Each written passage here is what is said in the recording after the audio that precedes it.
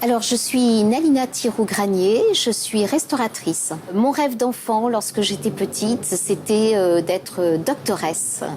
Et je n'étais pas bonne en maths, donc j'ai très vite abandonné cette idée. J'ai fait un bac littéraire, puis après j'ai fait des études de langue, puis je suis rentrée dans l'administration en passant des concours, et je me suis formée à l'action sociale et médico-sociale. J'étais dans la fonction publique pendant 25 ans, et j'ai décidé en 2015 de lâcher en fait la fonction publique pour entreprendre.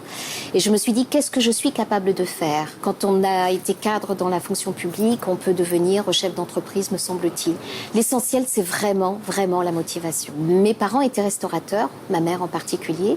Elle a monté le premier restaurant indien en Nouvelle-Calédonie, à Nouméa. C'était quelque chose que naturellement, qui m'est venu à l'esprit naturellement en fait. C'est une cuisine que je trouve absolument merveilleuse, notamment pour tout ce qui concerne les plats véganes, les plats végétariens. Je crois qu'on est les meilleurs au monde.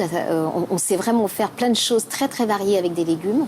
Et puis d'autre part, parce que c'est un élément de culture, de ma culture franco-indienne qui me paraissait essentiel, intéressant de pouvoir effectivement faire rayonner en Nouvelle-Calédonie. Une journée idéale de travail, c'est quand toute l'équipe est motivée, qu'elle chante dans la cuisine parce qu'elle est heureuse d'être là.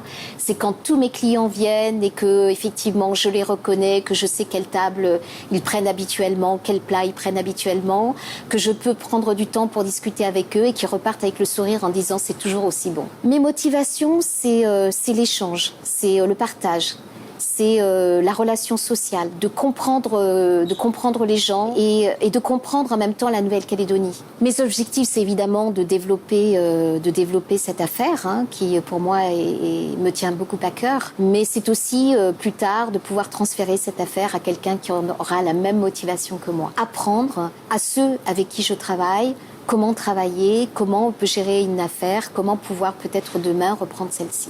Pour ceux qui ne sont pas heureux au travail, je pense que l'essentiel, c'est à un moment donné de faire le point et de dire pourquoi je reste. Mon ancien métier me manque puisque c'était une vocation, le social, clairement. Mais je trouve dans ce nouveau métier plein de choses qui me rendent heureuse et qui font que le matin, je viens vraiment sans difficulté travailler.